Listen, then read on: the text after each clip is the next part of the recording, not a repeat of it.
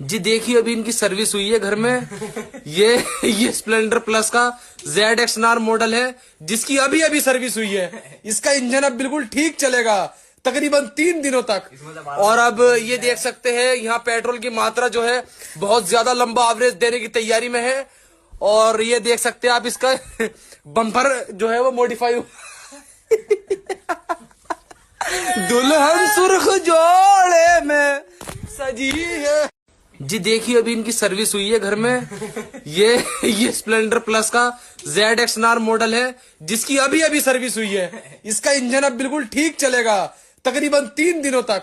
और अब ये देख सकते हैं, यहाँ पेट्रोल की मात्रा जो है बहुत ज्यादा लंबा एवरेज देने की तैयारी में है। और ये देख सकते हैं आप, इसका बम्पर जो है वो मॉडिफाई